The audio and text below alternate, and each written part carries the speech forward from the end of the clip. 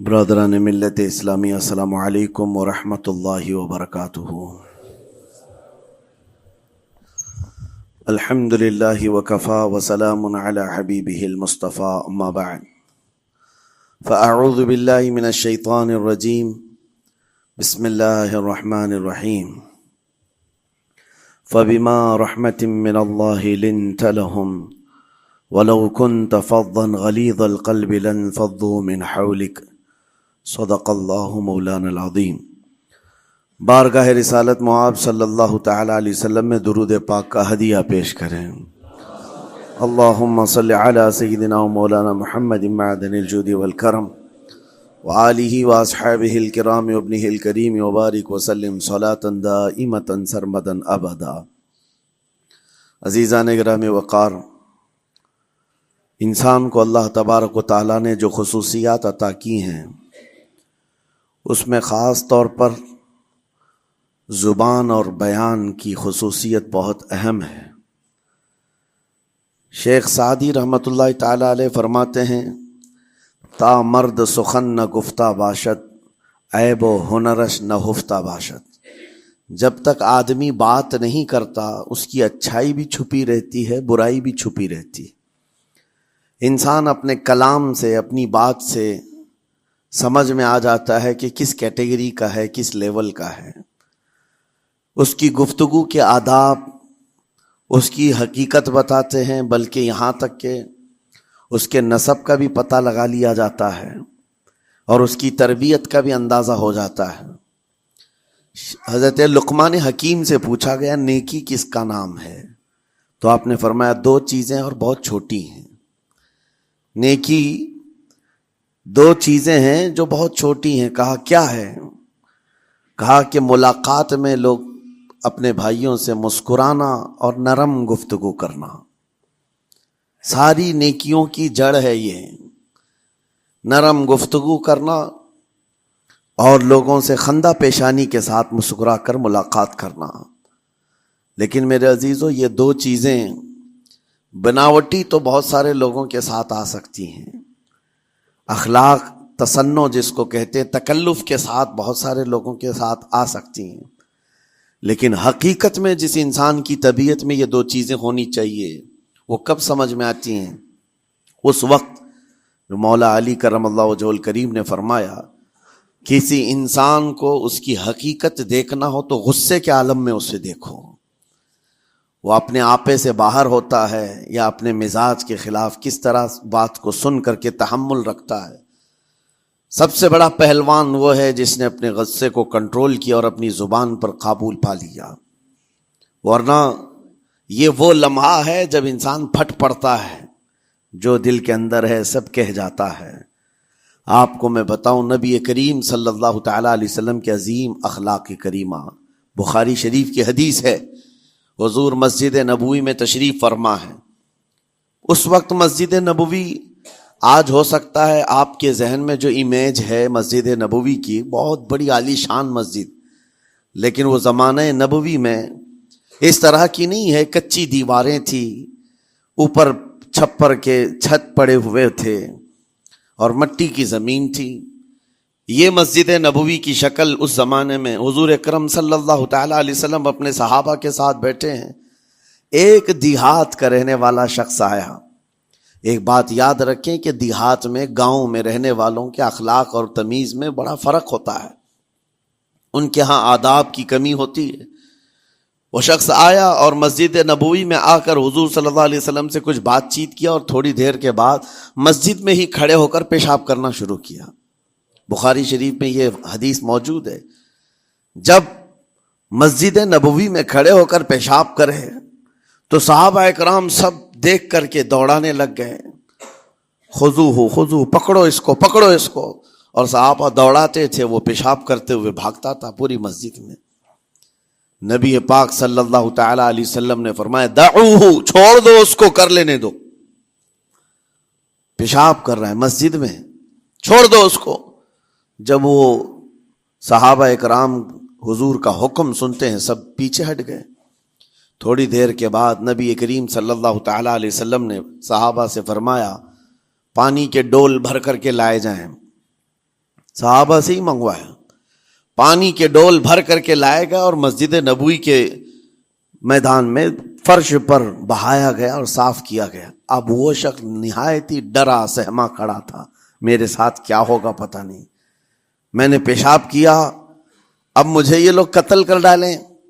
نبی کریم صلی اللہ تعالی علیہ وسلم نے قریب بلایا اور فرمایا، نہایت نرم گفتگو کے ساتھ حضور فرماتے ہیں، یہ اللہ کا گھر ہے، یہاں پیشاب نہیں پیشانیاں رکھی جاتی ہیں۔ بس یہ جملہ ہے، بخاری شریف میں موجود ہے، یہاں عبادت کی جاتی ہے۔ اتنا کہہ کر رخصت ہو گئے، رخصت کر دیا۔ وہ دیہات سے آیا ہوا جو نوجوان تھا یا شخص تھا، باہر نکلتے ہی وہ کلمہ طیبہ پڑھ کر حضور کی غلامی میں شامل ہوا۔ میں نے وہ بلند عالی اخلاق نہیں دیکھے۔ نبی کریم صلی اللہ علیہ وسلم کے بارے میں قرآن کہتا ہے، فَبِمَا رَحْمَةٍ مِّنَ اللَّهِ لِنْتَ لَهُمْ، اللہ کی رحمت سے آپ لوگوں کے لیے نرم ہیں، اس لیے لوگ آپ کے ارد گرد لگے ہوئے رہتے ہیں۔ وَلَوْ كُنْتَ فَظًّا غَلِيظَ الْقَلْبِ لَانفَضُّوا مِنْ حَوْلِكَ، اے رسول اگر آپ سخت دل ہو جائیں تو پھر یہ سب چھٹ جائیں گے، آپ سے دور ہو جائیں گے۔ اس رسول کے لیے جب کہا گیا ہے کہ اگر آپ سخت ہو جائیں تو لوگ چھوڑ کر کے دور ہو جائیں گے، تو ہمارے اور آپ کے لیے کس قدر لہجے کی پابندی ضروری ہے۔ ہاں عزیزان گرام وقار، اپنی گفتگو، اپنے کلام، اپنی بات چیت سے آپ اپنے سلیقے بتاتے ہیں۔ گالی گلوچ کرتے ہوئے جن کی صبح شامیں ہوتی ہیں، ان کو دیکھ کر کے ہی پہچان میں آ جاتا ہے کس گھر سے یہ تعلق رکھتا ہے، کہاں ان کی تربیت ہوئی ہے، کس طرح ان کے آداب سکھائے گئے۔ اسی لیے میرے عزیزو، بچوں کو آوارہ بھی نہ چھوڑ دینا کہ وہ اپنی زبان گلی کوچوں سے سیکھ کر کے جائیں۔ کل کو ہوگا یہ کہ اس کی زبان کی وجہ سے لوگ تمہیں تان و تشنیع کریں گے، اس کا باپ ایسا ہوگا اس لیے بچہ ایسا ہے، اس کی ماں اس طرح ہوگی اس لیے اس کی گفتگو ایسی ہے۔ کیونکہ موسٹلی زیادہ طور پر بچے اپنے ماں باپ کے اخلاق کو نقل کرتے ہیں، ٹرانسفر ہوتی چلی جاتی ہیں۔ ایک بار حضور اکرم صلی اللہ تعالی علیہ وسلم مسجد نبوی سے باہر نکل کر جا رہے ہیں۔ توجہ میرے عزیز ہو، اخلاق کہاں دکھانے چاہیے اور ہماری بات چیت کے انداز ہمیں کہاں ہونا چاہیے، میں آپ کو بتاؤں۔ حضور تشریف لے کر جا رہے ہیں، صحابہ اکرام کھڑے تھے حضور کے اطراف۔ مدینہ طیبہ کی ایک بوڑھی خاتون جس کا ذہنی توازن کھویا ہوا ہے، یعنی وہ دماغی طور پر ڈسیبل ہے، اور وہ آئی جا رہی تھی۔ لوگ جب بھی اس کو دیکھتے راستہ کاٹ لیتے، وہ جس کو بھی پکڑتی تھی سنانا شروع کرتی تھی، جو منہ میں آئے بکنے لگ جائے، اور لوگوں کو تنگی محسوس ہونے لگتی۔ صحابہ نے دیکھا کہ یہ عورت آ رہی ہے، حضور کی طرف آ رہی ہے، سب نے حضور صلی اللہ علیہ وسلم کو گھیر لیا، اس کا راستہ روکنے کے لیے اب آئے گی۔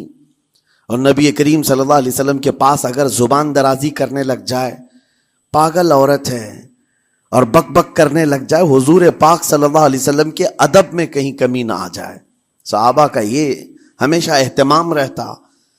حضور اکرم صلی اللہ علیہ وسلم نے دیکھا تو صحابہ سے کہا، ہٹ جاؤ، اس کو آنے دو، ہٹ جاؤ، اس کا راستہ چھوڑ دو۔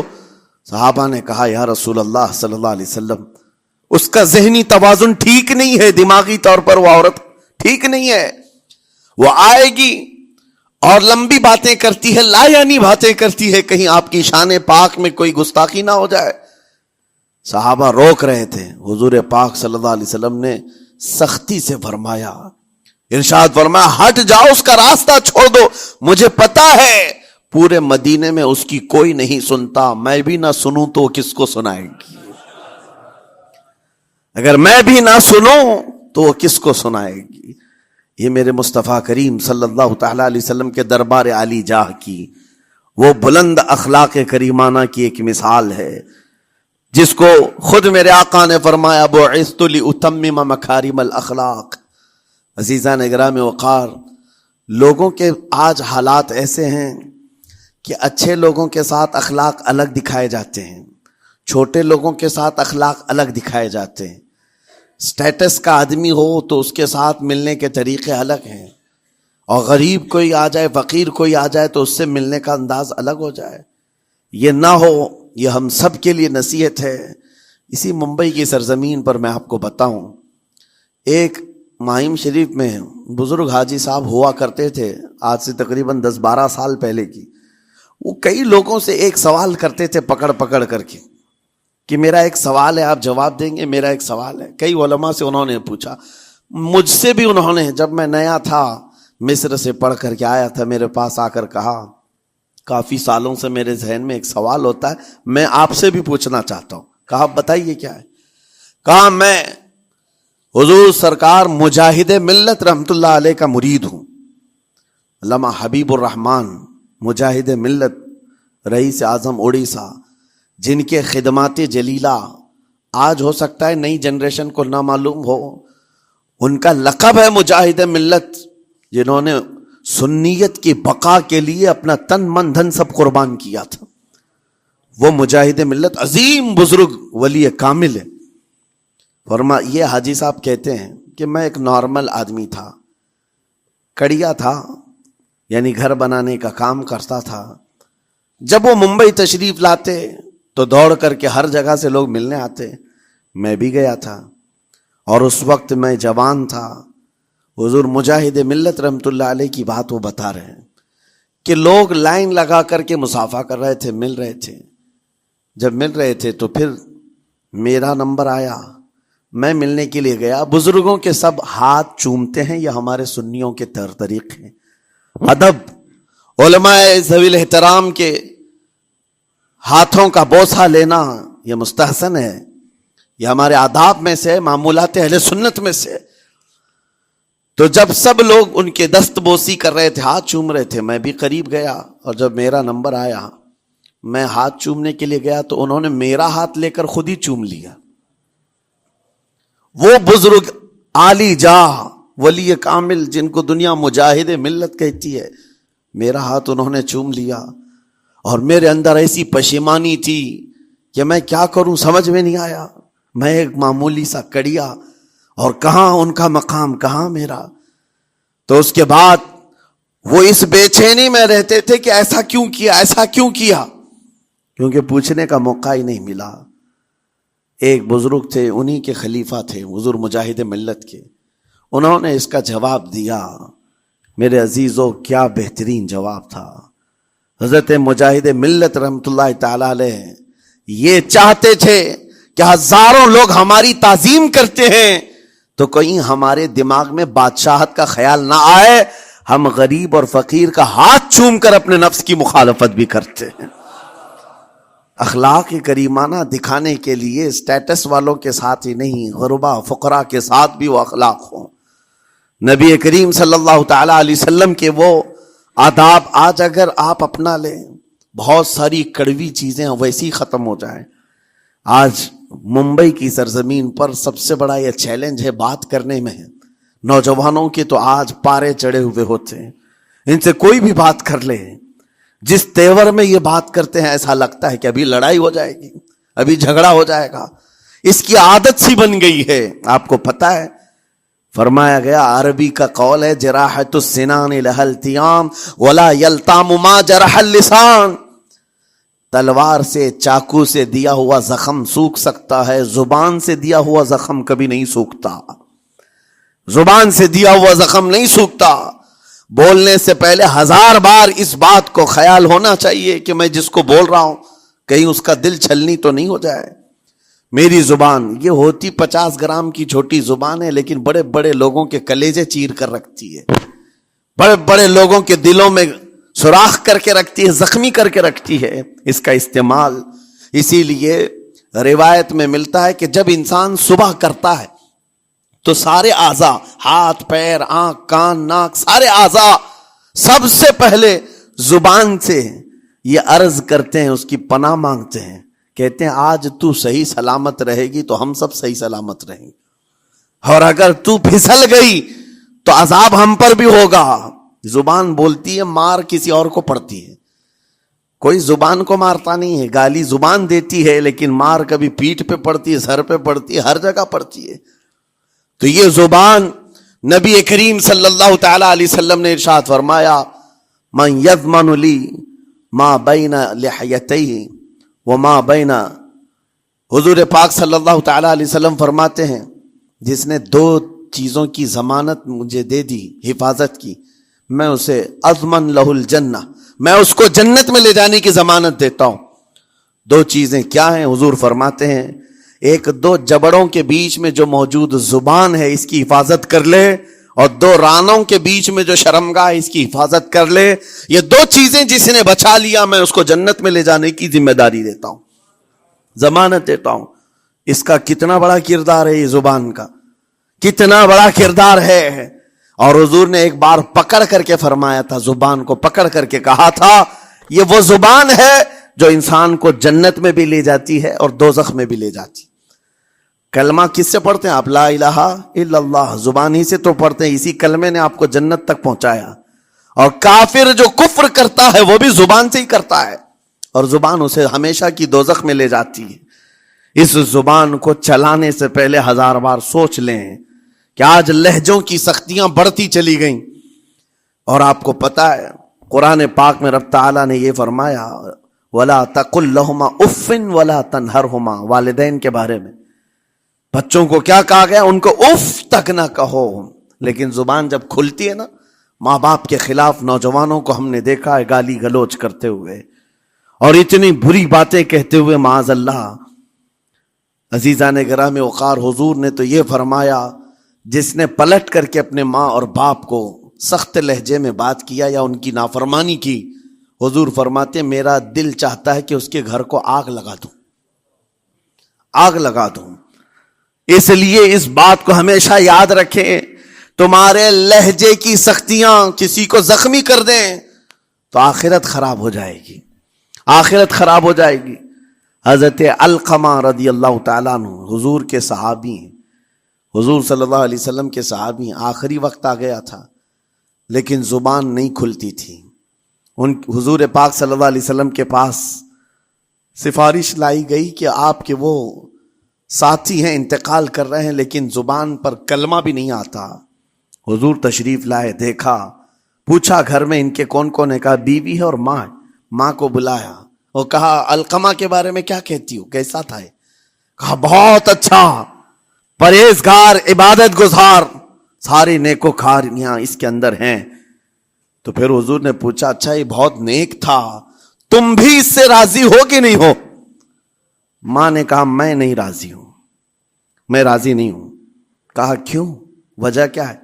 کہا یا رسول اللہ میرا اکلوتا بیٹا، میرا تنہا بیٹا تھا، بڑی محبتوں کے ساتھ اس کو پالا تھا، اور جب میں نے اس کی شادی کی اپنی بیوی کو لایا، اور جب بیوی گھر پر آ گئی تو میری بات کو ہلکے میں لیتا، اپنی بیوی کی بات کو فوقیت دیتا، ترجیح دیتا۔ اور اس وقت غالباً یہ باتیں تھی کہ زبان سے کوئی کلمہ ان کے نکلا ہوگا جو بیوی کی حمایت میں تھی، ماں کو تکلیف پہنچ گئی۔ کہا میرا دل گوارا نہیں کرتا، میں اس سے راضی نہیں ہوں، باقی وہ بہت نیک بندہ ہے، بہت اچھا ہے۔ حضور نے فرمایا دیکھو زندگی کے آخری پڑاؤ پر آ چکا ہے، روح نکلنے کو ہے، معاف کر دو۔ وہ بھی صحابیہ تھی، انہوں نے کہا آقا آپ کا حکم ہے یا مشورہ ہے؟ اگر حکم ہے تو پھر ماننا ہے۔ حضور نے فرمایا نہیں، حکم نہیں، مشورہ ہے۔ کہا مشورہ ہے تو پھر دل نہیں چاہتا، دل نہیں چاہتا۔ حضور نے فرمایا صحابہ سے کہ لکڑیاں جمع کرو، آگ لگاؤ اور انہیں اٹھاؤ، آگ میں ڈال دو۔ آگ دہکائی گئی تو ماں کی ظاہر سی بات ہے ممتا بے چین ہو گئی۔ کہا ان کو میرے سامنے آگ میں ڈالیں گے؟ کہا ہاں، اس سے بہتر ہے کہ وہاں جلے گا، یہاں جلے۔ وہ ماں کہتی آقا آپ گواہ ہو جائیں، میں اپنے بیٹے کو معاف کرتی ہوں۔ ادھر معاف کیا، ان کی زبان پر کلمہ طیبہ جاری ہوا۔ میرے عزیزو یہ بتانا مقصود اس لیے ہے کہ زبان سے دیے ہوئے زخم خواہ والدین کو ہوں، یہ معمولی نہیں ہوتے۔ ہو سکتا ہے آخری وقت تمہاری زبان بند ہو جائے اور کلمہ طیبہ بھی نہ جاری ہو، زبان کھلنے بھی نہ لگے، یہ حالات آ جائیں گے۔ اس لیے اپنی زبان کا کنٹرول برقرار رکھو، کس سے کیا کہنا ہے۔ ابھی میں اس کا دوسرا پارٹ بھی بتاتا ہوں زبان کے استعمال کا۔ یہ نرمی لہجے کے اندر ہونا بہت ضروری ہے، لیکن کچھ جگہوں پر سختی کی اجازت ہے، لیکن وہ مقامات الگ ہیں۔ نرم لہجہ حضور پاک صلی اللہ تعالی علیہ وسلم کے فرامین میں سے ہے۔ ایک بات بڑی، بغداد مقدسہ میں نے ایک ولی پاک کی زیارت کی، ان کے آستانے پر بھی میں ابھی بیان کیا تھا۔ حضرت بہلول دانا مجذوب بزرگ تھے، اور بغداد کی گلیوں میں کہیں پر بھی بیٹھ جاتے تھے، اور جو جانکار تھے وہ سمجھتے تھے کہ اللہ والا بندہ ہے۔ مجذوب کس کو کہتے ہیں؟ جس کی یاد الہی میں عقل فنا ہو گئی، ختم ہو گئی، اللہ کے ذکر میں اور اللہ کی یاد میں اپنے آپ کو فنا کر دیا ہے، اس کے اوپر شریعت کا قلم نہیں۔ ظاہر سی بات ہے شریعت کے سارے احکام اس پر ہیں جس کی عقل سلامت ہے۔ عاقل ہو، بالغ ہو تو نماز فرض ہے نا، عقل ہی نہیں ہے تو وہ مجذوب ان اولیاء کو کہتے ہیں۔ لیکن ان کے بارے میں حدیث میں ہے، اللہ کے نبی نے فرمایا وہ ایسے بندے ہیں کہ اگر اللہ کو قسم دے دیں کسی بات کی، اللہ ان کی قسم پوری کرتا ہے۔ وہ بہلول دانا بیٹھے ہوئے تھے، بغداد کا ایک مشہور تاجر تھا، لیکن خستہ حال تھا، بہت نقصان اٹھا چکا تھا، خسارے میں چل رہا تھا، بزنس پورا لاس میں، اور وہ پریشان حال بہلول دانا کے پاس آیا، گڑ گڑایا، کہا کہ حضور مجھے بچا لیں، رحم کر لیں، میں تاجر ہوں، لٹ گیا ہوں، لاس میں ہوں، کچھ آپ فرما دیں، میں کیسے اس بھنور سے نکلوں؟ بہلول دانا نے دیکھا، کہا ٹھیک ہے کچھ پیسے بچے ہیں؟ کہا ہاں ہے، وہ بس اتنا سرمایہ ہے کہ مال لیتا ہوں پھر بیچ دیتا ہوں، نفع نہیں ہوتا۔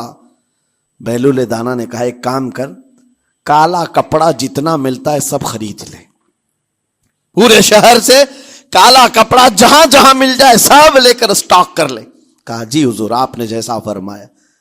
گیا، جتنا سرمایہ تھا سب لگا دیا، کالا کپڑا خرید کر ایک جگہ اسٹاک کر دیا۔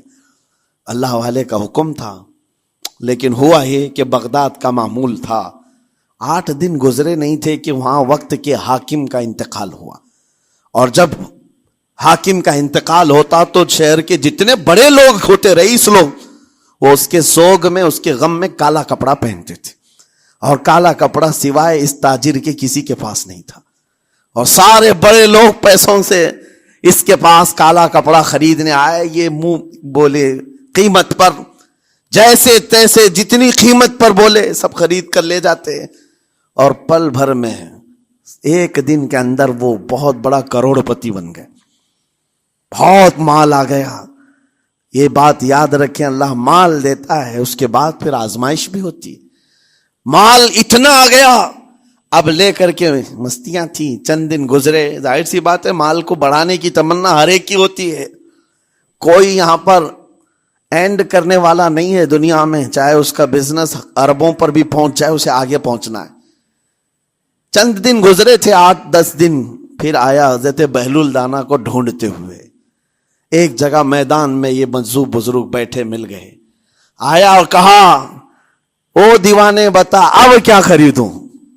پیسہ بہت ہے ابھی میرے پاس، بتا دیوانے اب کیا خریدوں؟ انہوں نے دیکھا، کہا کہ لہجہ تو بدلا ہوا ہے، پیسہ بہت زیادہ تھا۔ کہا کہ ٹھیک ہے کوئی بات نہیں، اللہ والوں کو ان سب چیزوں سے کوئی لینا دینا نہیں۔ آپ نے کہا مال جتنا ہے تیرے پاس سب لے کر کے خربوز خرید لے، تربوز خرید لے، جس کو کلنگڑ کہتے ہیں، تربوز پورے خرید لے۔ اس نے کروڑوں کی جائیداد پورے تربوزوں میں لگا تھی، سب تربوز خرید کر سٹاک کر دیا ایک جگہ، اور اس کے گمان میں یہی تھا کہ چند دن گزریں گے، کوئی ایسا ہی حادثہ ہوگا جب تربوز منہ مانگی قیمت پہ لوگ خریدیں گے اور میں بیچوں گا۔ پورا مال تربوز میں لگایا، 2 دن 4 دن 6 دن 8 دن گزرے، کوئی حادثہ نہیں۔ ادھر تو تربوز سڑنے لگ گئے، وہ تو زیادہ دن سٹاک نہیں کیے جا سکتے، سڑن شروع ہو گئی۔ پھر تھوڑے دنوں کے بعد پورے کے پورے سڑ گئے، کروڑوں کا مال تربوز میں سڑ کے چلا گیا۔ وہ کچھ بھی نہیں سکا، کچھ نہیں کر سکا، واپس چیختا چلاتا اسی حالت میں آیا، پہلے سے بھی زیادہ بدتر حالت میں آ گیا ہوں۔ دوڑتے ہوئے آیا، حضرت بہلول دانا کو ڈھونڈتے ہوئے، کہاں ہیں؟ وہ اسی جگہ بیٹھے ہوئے مٹی میں بیٹھے رہتے تھے، قریب آیا اور کہنے لگا کہ آپ نے میرے ساتھ ایسا کیوں کیا بہلول؟ بہلول دانا نے کہا کیا ہوا؟ کہا میں تو لٹ گیا، تربوز میں پیسے لگائے آپ کی وجہ سے اور پورے سڑ گئے۔ بہلول دانا نے کہا میں نے تو کچھ نہیں کیا، پہلے تو تجھے نفع ملا تھا وہ تیرے لہجے کی وجہ سے، اب خسارہ ہوا ہے تیرے لہجے کی وجہ سے۔ پہلے جو آیا تھا بات کرنے کے لیے اس وقت تیری تمیز الگ تھی، تیری تہذیب الگ تھی، اخلاق الگ تھی، گڑ گڑا کر کہا تھا کہ میں لٹ گیا ہوں آپ رحم کر دیں۔ دوسری بار آ کر کے کیا کہا؟ او دیوانے بتا کیا خریدوں؟ لہجہ بدل گیا تو پوری حیثیت بدل گئی۔ زبان ہماری اونچائی پر بھی لے جاتی ہے اور نیچے بھی لے آتی ہے۔ اس بات کو ہمیشہ ملحوظ رکھیں کہ اس زبان سے بہت سارے لوگ نفع بھی اٹھاتے ہیں، بہت سارے لوگوں کو نقصان بھی ہوتا ہے۔ لیکن ساتھ میں یہ بات بھی عرض کروں، نرم گفتگو کرنے کا عادی ہر ایک کو ہونا چاہیے، نرم گفتگو کرنے کا عادی ہر ایک کو ہونا چاہیے، اس کی نیکیوں کی علامت ہے، اس کے اخلاق کی علامت ہے۔ لیکن ساتھ میں امام شافعی رحمت اللہ تعالی علیہ نے یہ بھی فرمایا، چاہے جتنی بھی نرم طبیعت ہو انسان کی، اللہ اور اس کے رسول کے لیے غیرت ہونی چاہیے۔ اللہ اس کے رسول کے خلاف بات سنے تو پھر نرم لہجے کا استعمال نہ کرے، پھر وہ بزدلی کہلائے گی، وہ بزدلی کہلائے گی۔ آج میں ایک بات یہ بھی بتا دوں، بہت سارے لوگ یہ سمجھتے بھی ہیں، ابھی چند دن قبل میں ماررہ مطہرہ میں بیان کیا اخلاق کے، اولیاء اکرام کے مذہب و مسلک پر، اور پچھلے 15 سالوں سے میں نے بہت سارے خطابات کیے ہیں اخلاق پر، معاشرے کی برائیوں پر، لیکن ابھی چونکہ چند دنوں میں جلسے پروگرام بہت سارے ہو گئے اور عظمت ناموس رسالت پر زیادہ گفتگو ہونے لگی تو لوگوں میں ایک امیج الگ بیٹھی ہوئی ہے۔ اور ابھی ہم نے اخلاق حسنہ پر گفتگو کیا کی 8 دن پہلے، ایک بزرگ نے مجھ سے پوچھا ایسی بھی تقریر کرتے ہیں آپ ایسی بھی تقریر کرتے ہیں، یعنی نرم گفتگو بھی کرتے ہیں؟ مطلب یہ ہے کہ ہماری امیج ایسی بنا کر رکھیں کہ ہم ہر وقت چلاتے ہی رہتے ہیں، ہر وقت للکارتے ہی رہتے ہیں۔ میرے عزیزوں، میں یہاں پیغام دینا چاہتا ہوں، ہم قرآن کے اس آیت پر عمل کرنا چاہتے ہیں جو مولا نے فرمایا اشداء علی الکفار رحماء بینہم، مومنین کی شان ہے، صحابہ کی شان ہے، وہ کافروں پر سخت ہوا کرتے ہیں اور مومنوں کے لیے نرم دل ہوا کرتے ہیں۔ زبان کی نرمی ایمان والوں کے لیے ہے، زبان کی نرمی محبت مصطفیٰ کے لیے ہے، عاشقان مصطفیٰ کے لیے ہے، ساتھ میں زبان کی سختی کفار و مشرکین کے لیے ہے، گستاخان رسول کے لیے ہے۔ اور اگر یہ چیز نہیں آئی تو پھر آپ سمجھ لیں نیک اس وقت نہیں کہلائے گا آدمی۔ بعض لوگوں کو ایسا لگتا ہے نرم بات کرنا چاہیے، نرم گفتگو، بالکل صحیح ہے، یہ اخلاق ہے، لیکن اگر ایسے مقامات پر جہاں تمہارے نبی کو کوئی گالی دے رہا ہو، رب کی شان میں کوئی بھونک رہا ہو، اس وقت تم کہو کہ اخلاق ہے، نرم بات کرنا چاہیے، یہ بے غیرتی ہے، یہ بے غیرتی ہے۔ تمہاری بیوی کو اگر تمہارے سامنے کوئی چھو دے اور اس کے بعد تم ہنس کر کے اس سے کہو ٹھیک ہے جائیے صاحب، آپ کو کہا جائے گا بے غیرت آدمی، بے غیرت آدمی ہے۔ انسان کو اپنی بیوی، اپنی بیٹی، اپنی ماں پر بھی غیرت ہوتی ہے، وہ سنتا نہیں ہے، یہ پیدائشی ہے، فطرت ہے انسان کی۔ اور مومن کی شان یہ ہے، سب سے بڑی غیرت اس کے لیے اللہ اور اس کے رسول کے لیے ہوا کرتی ہے، اللہ اور اس کے رسول کے لیے۔ ماں اور باپ کو گالیاں ایک وقت میں برداشت کر بھی لے جائے، لیکن اللہ اور اس کے رسول کی شان میں وہ ہرگز برداشت نہ کرے، یہ ایمان کی علامتوں میں سے ہے۔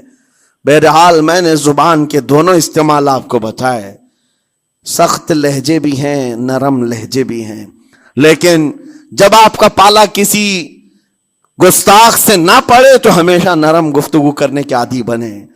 مومنین میں نرم لہجے کا اختیار ہمیشہ رہے، اس سے اخلاق آپ کے بتائے دکھائے جاتے ہیں، اس سے آپ کے اخلاق معلوم ہوتے ہیں، ساتھ ہی معاشرے میں نرمی اور محبت کا ماحول بھی قائم ہوتا ہے۔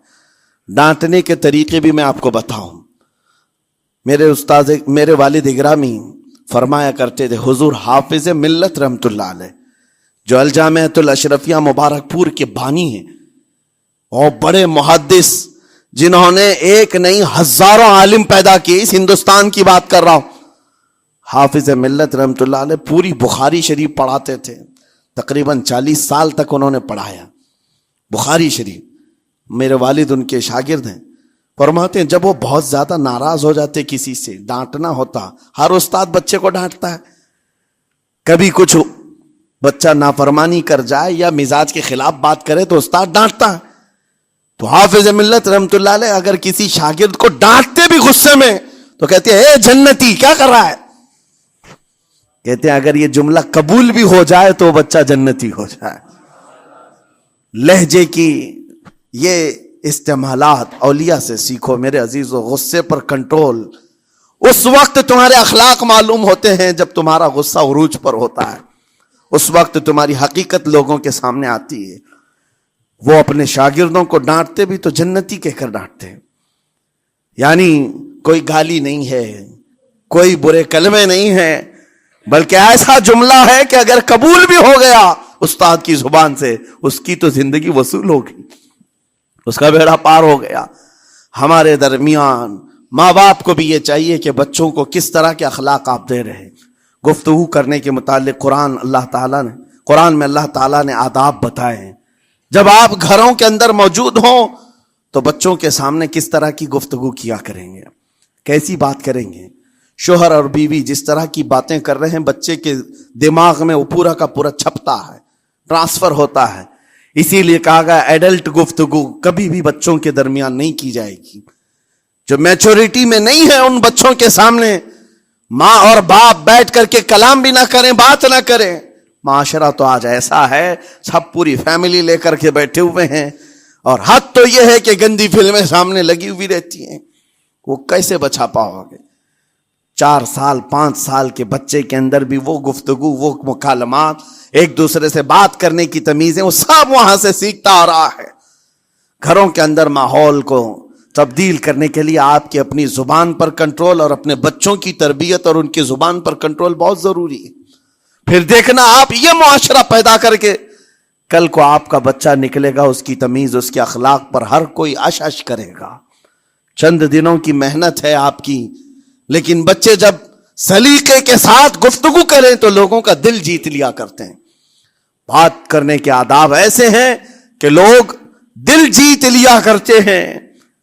یہ میرے استاد گرامی مصر کے رہنے والے تھے. جب خطابت ہمیں سکھا رہے تھے گفتگو کرنے کے آداب، تقریر کرنے کے آداب، تو ایک امام غزالی کا قول تھا کلم الناس علی قدر عقولہم، لوگوں سے ان کی عقل کے مطابق بات کرو. اس پر وہ سمجھاتے ہوئے ہمیں ٹریننگ دیتے تھے اور کہتے تھے کہ تمہارے پاس آنے والے کئی طرح کے لوگ ہوں گے. اگر تم امام ہو، اگر داعی ہو، خطیب ہو، مقرر ہو، کوئی غریب گھر سے، کوئی بڑے امیر گھر سے، کوئی پڑھا لکھا آئے گا، کوئی جاہل ہوگا، کوئی بدتمیز بھی ہوگا، کوئی نیکوکار، کوئی گنہگار، سب طرح کے مکس مجموعہ تمہارے پاس ہوگا.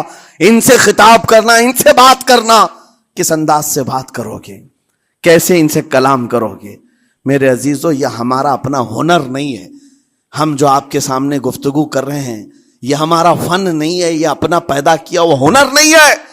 ہمیں سکھایا گیا تھا صرف اور صرف آپ کو اس مجمع سے اور یہ آئے ہوئے جمع غفیر سے بات کرنے کے لیے ایک ہی اسلوب اپنانا ہے. دیکھنا ہے کہ رسول اللہ کیسے بات کیا کرتے تھے. میرے آقا صلی اللہ تعالی علیہ وسلم کا اسلوب اپناؤ. حضور کے خطبے دیکھو، حضور جب خطاب کرتے، ظاہر سی بات ہے مسجد نبوی میں اس وقت بھی لوگ، ہر طرح کے لوگ آتے، دیہات کے بھی تھے، شہر کے بھی تھے، اعلیٰ دماغ والے لوگ اور کئی الگ الگ قسم کے لوگ آتے. حضور کا خطاب سب کے لیے تھا. عزیزان گرامی، ان سنتوں پر عمل کر کے آج آپ اپنے لہجے کو بہتر بنا سکتے ہیں. بس میری گفتگو کا خلاصہ یہی ہے کہ اللہ تعالیٰ ہمیں زبان کا صحیح استعمال عطا فرمائے، ورنہ یہ زبان کی سختیاں اور اس کی کڑواہٹ ہمیں دوزخ میں بھی لے جاتی ہے، دوزخ تک لے جا سکتی ہے. اللہ تعالیٰ اس کی مکاریاں، اس کی عیاریاں اور اس کی شرانگیزیوں سے ہم سب کی حفاظت فرمائے. ساتھ میں یہ بھی میں بتا دوں، وہ زبان پاک نہیں بولتی، وہ زبان پاک نہیں بولتی جو حلال نہیں کھاتی. یہ بھی بزرگوں نے فرمایا ہے، یہ زبان پاک نہیں بولتی جو حلال نہیں کھاتی. اسی سے ہر کچھ گزرتا ہے، اندر پیٹ میں جاتا ہے. حلال لقمے اس سے گزارو تو زبان پاک بولے، اللہ کا ذکر کرے اور تمہیں زبان میں وہ لذت آنے لگ جائے. لیکن اس سے حرام لقمے گزارتے رہو گے، اس کے لہجے کی سختیاں بھی آ جائیں گی، اس کے اندر کڑواہٹ بھی آ جائے گی، گالی گلوچ یہ سارے استعمالات یہ زبان کرنے لگ جائے گی. کیوں؟ اس سے حرام لقمے جو گزارے جا رہے ہیں. اس چیز کا بھی خیال ضروری ہے. زبان کو جس طرح کا پیٹرول دو گے ویسی چلے گی یہ گاڑی. جس طرح کا ڈیزل اس کے اندر ڈالتے ہو، حرام یا حلال، یہ بہت معنی رکھتا ہے. اور ایک بات یہ بھی سن کر کے چلے ہیں کہ حضرت سلیمان علیہ السلام کے زمانے میں ایک مناظرہ ہوا تھا علماء کا.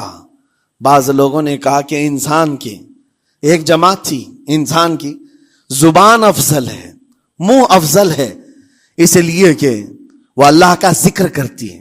بعض نے کہا کہ نہیں، انسان کے پیچھے کا مقام اچھا ہے، اس سے بہتر ہے. یہ دونوں کی تکرار میں حضرت سلیمان علیہ السلام کے پاس بات آئی، آپ بتائیں. تو ان سے پوچھا تم اتنی بڑی بات کیوں کہہ رہے ہو؟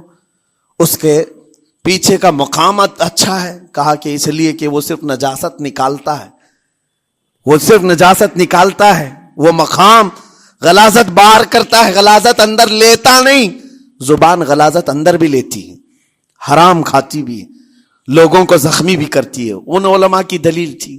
تب آپ نے فرمایا بات ٹھیک ہے، جس انسان کا زبان پر کنٹرول نہیں، حرام کھاتا ہو اور بد کلامی کرتا ہو، گالی گلوچ ساری چیزیں کرتا ہو، آپ نے فرمایا اس سے بہتر اس کا پیچھے کا مقام ہے. اور جو انسان کنٹرول رکھتا ہے، حلال کھاتا ہے اور لہجے کی نرمی رکھتا ہے، ظاہر سی بات ہے اس کا منہ ہی افضل ہے، اس کی زبان افضل ہے. اب یہ تو فیصلہ سب کا ہے، کس کو کیا چیز اختیار کرنی ہے. عزیزان گرامی اوقات، یہ بہت بڑی بات ہے جو میں آپ کے سامنے کہہ رہا ہوں. زبان کو اگر کسی دوسری جگہ سے کمپیئر کیا جائے تو لگتا ہوگا نرم، یہ بالکل اچنبے والی بات ہے، عجوبے والی بات ہے، یہ کون سا کمپیریزن ہے. وجہ یہی ہے، بعض لوگوں کو ہم نے اتنا گندا بولتے ہوئے دیکھا ہے. اس سے بہتر ہے کہ وہ نہ بولیں.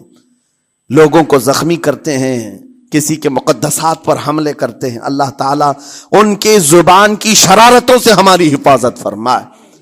اور کریم خدا ارحم الراحمین مولا اس چیز سے بھی ہمیں حفاظت فرمائے. قیامت کے دن کچھ لوگ صرف اس لیے پکڑے جائیں گے کہ وہ کچھ نہیں بولتے تھے، لیکن وہ جن کے ساتھ رہتے تھے وہ بولتے تھے، وہ لوگ بولتے تھے، اور ان کی وجہ سے یہ خاموش رہنے والا جو ساتھ میں تھا اسے بھی جہنم میں لے جایا جائے گا. اور وہ اس دن کہے گا پکار کر، یا ویلتا لیتنی لم اتخذ فلانا خلیلا، اے کاش میں فلاں کی دوستی نہیں کیا ہوتا تو اچھا ہوتا، آج میں بچ گیا ہوتا. اپنے ماحول کو بچاؤ، جہاں زبان کی خرابی دیکھو اپنے آپ کو بھی بچاؤ اور اس ماحول سے بھی اپنے کو دور رکھو.